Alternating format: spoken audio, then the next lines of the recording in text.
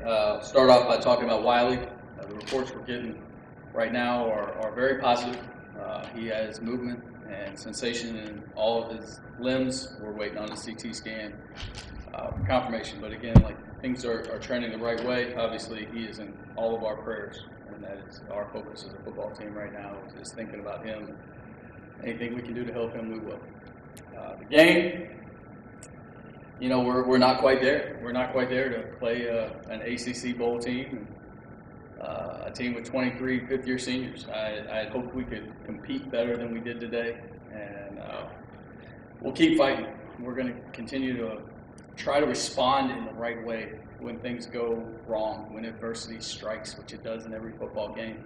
We're going to try to respond better, and we're going to try to have consistent resiliency. I thought we were outstanding when our quarterback went down, and guys saw the starting quarterback down on the ground, and obviously a very scary moment for anybody who's ever played this game.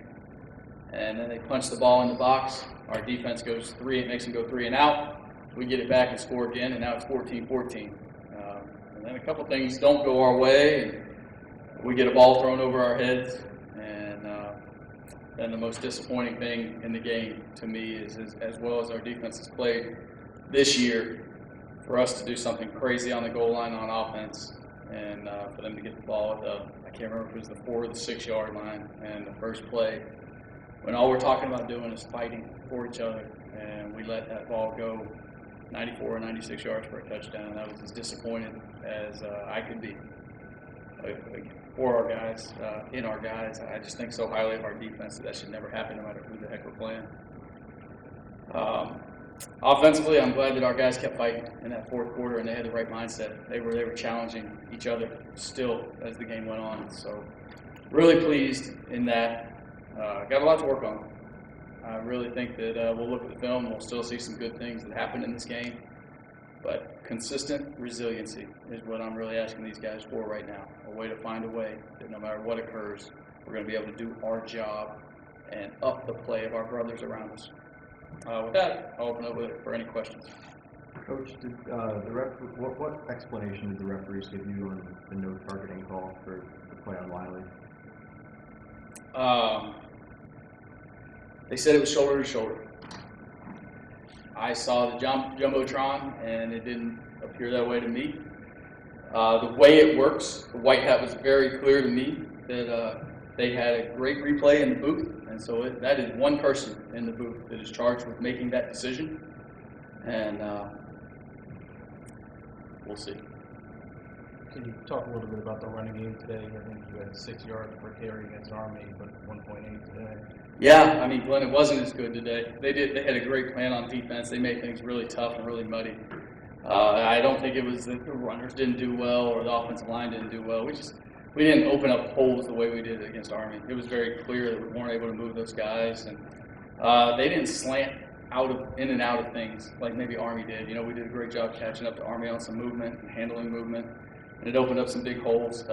Tonight, these guys stood and played their gaps, and when they did move, you can't see it coming, and so just the subtle movement that they have when they do pressure, it's hard to deal with. Again, it's the same defense that Texas A&M's running with Mike Elko, and I really think a lot of these coaches on the other sideline. I think Dave Clawson's done a fabulous job building a program at an academic school. Once again, for the second week in a row, I'm very envious is the wrong word, but I see the blueprint. It's another blueprint at an academic school like we want to be. They're a tough team. They've taken some lumps early on in his tenure, and I think they had 23 fifth-year seniors in today's 2D. And that's a heck of a number. That's an old veteran team that they've coached and trained the right way. And today it was more than we could handle. Coach, deja vu, here we are again. You're a couple games into the season and you're backup quarterback within the game. I know you want to get to the film, but what did you see from how Tom responded to that quick situation, and how confident are you he has to be the guy going forward? Yeah, I think, first off, we had a lot of confidence in Tom. I think it was a good quarterback battle as the camp went on. And this is not the first time Tom Stewart's been in this situation, right? This is the world he's lived in. Whether it's him going into, I think, his sophomore year as a starter and then getting banged up, or him going into his last year at Harvard, where I think he took over in the third game. So he's no stranger to this, and we have a lot of confidence in what he can do in this offense. And I think you look at it, and he had a rushing touchdown. He was 19 of 30, threw the ball well when they knew we had to throw it. So we have a lot of confidence. You know, when a kid like that can get every rep, it's going to have tremendous value for him. And so we'll see where it goes. But we're going to keep coaching him. He'll keep growing. I know he didn't play the way he wanted to. He's really hard on himself, I think. But again, he did some really good things for our football team today, and he'll continue to grow. Coach, what challenges did you see in your defense when faced up against Scotty Washington? It seemed like Newman delivered a lot of 50-50 balls every single time and ended up in number 7 hands. Yeah, I mean, you look out there and their receivers look like NBA forwards, you know, and those are some big dudes that went and snatched the ball. And something we knew was very possible. And with their RPO world and some of the things they do, they end up with man-to-man down the field a lot. And so that was a great challenge for us. D'Lo made a great play on one, and then obviously one went over his head, and a couple went over our heads. And that's not the way we want to play defense, for sure. What do you learn from games like this, where you're going up against the Power 5 opponents and you have opportunities and can't convert? I think you learn that we know we belonged on that field with them. And that's what I think. When we tied at 14-14 and we knew, like, hey, we can play with these guys. We had the ability to beat them.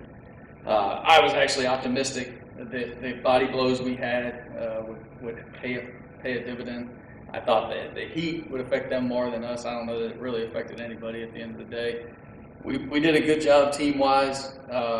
We held them to 62 offensive plays. They're a team that was trying to get over 100, and that was our offense. Again, Glenn making a commitment to the run game even when it wasn't going really good, just to play good team ball and a little bit of takeaway, or keep away, I should say. But at the end of the day, we just got to be better. When you have a player like Tom, who's only played at the FCS level before, and he's making these throws against the highest level of college football, do you think that helps just in terms of development? I think that's a great question to ask Tom when he comes up here. I would think so. It would help my confidence, knowing that I can do it against anybody. I think Tom also knows he's got extreme arm talent, and when he steps into the throw, he can freaking spin it. So I don't think he probably put him out there against, I don't know who's the best defense in the NFL right now. Put him against them, I don't think he'd blink. That's not who he is. He's going to be up for a challenge. Well, after these first 2 games, there's been a lot of encouraging signs, and it's still 0-2 in the record. I mean, how do you kind of build on this with the schedule that you have, keep momentum without sort of, getting down on yourself? I'm not sure I'm ready to answer that question because I'm pretty down on myself right now. But we'll watch the film and we'll get our heads up and we'll get ready for the Longhorns. We know what a great challenge that's going to be. We know it's not going to get any easier. And there just can't be moral victories. I almost hate hearing how much better we are than last year right now. I want to find a way to win the game. I want these guys to feel what that's like in the locker room. I want to beat somebody we quote-unquote shouldn't. So we're just going to keep working for that. I'm going to keep these guys grinding. I'm going to try to work them more than we ever have because I think they're ready to do it. They want to find a way to win a game. What do you think the experience of playing at NRG Stadium is going to be like for the guys? Oh, I think that's really cool. I think, if you've ever been on a high school team that played in a college venue or played in one of those pro venues, I mean, it's just fun. And you go get dressed in an NFL locker room and go step on an NFL field, your juices are going to get flowing. And I think the opponent on the other sideline, I've talked to all you guys before about how valuable I thought that LSU game was for us and how much our kids got up for it. And how that really galvanized our team in terms of understanding we can fight with anybody. We will fight together. So I look forward to that game. I've had that one, obviously, when the schedule came out years ago. I said, man, that'll be a fun game for our football team, and it will be. It will be. And now we get to spend our time focusing on that game, and we'll start tomorrow. Coach's Army, the running game was going on all cylinders and passing was a little bit quiet and almost the reverse today. Which one would you say is more an identity of your offense, and have you really seen what you want it to look like yet? Against Army was really close in terms of how we wanted to run the ball. Like if you told me that we can not have any turnovers, we can run the ball for 6 yards a clip and play great defense and be a little more efficient in the passing game than we were against Army, I'd say that's a pretty good blueprint to win games. What we did today is we tried to pound the rock and we didn't have the success we all wanted. And then we had more success through the air, but that was as much of a function of how they played defense and what they were taking away from us, and also what the scoreboard said we had to do to get back into it. So we had to throw it more in the third quarter because if we're going to be true to our team and what we asked them to do and keep fighting and try to find a way to win the game, it wouldn't have been right for us to line up in 23 personnel and just run for 4 yards. We were trying to come back and win the ball game at that point. So that was the goal. You ask what the identity is. I think if we can get to a point where I think Army's such a poor sample, and this one is a poor sample because of the second half and because we had to throw it. Army's a poor sample because I grounded the ball. Like I took the air out of the ball most of the game, and it was what I thought we had to do for our defense to give us the best chance to win. So I don't know that you've seen exactly what our offense should look like. I think you go back to ODU and have some efficiency, a little more efficiency in the pass game. You go back to Army, have a little more efficiency in the pass game. And I think that's a formula to win a bunch of games. And through all that, the message in the locker room after tonight? Just keep fighting. Just keep fighting. I think consistent resiliency was really the word that came to me. And I talked about those events. Like we responded so well to a couple of those tough events, and then there's a couple of them that didn't. So consistent resiliency was the message. Take care of each other this weekend. They get 2 days off, which is something that doesn't happen very often in college football.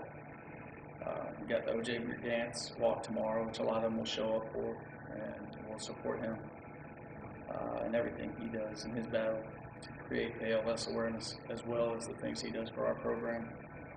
But yeah, that was my message to them. I tell you, I thought that was a pretty good atmosphere. I thought the student section showing up today was pretty cool, and I think our guys appreciate the student section being there. And we'll keep fighting and try to put a product on the field that they're proud of, and find a way to get some wins at home so they can really celebrate with us.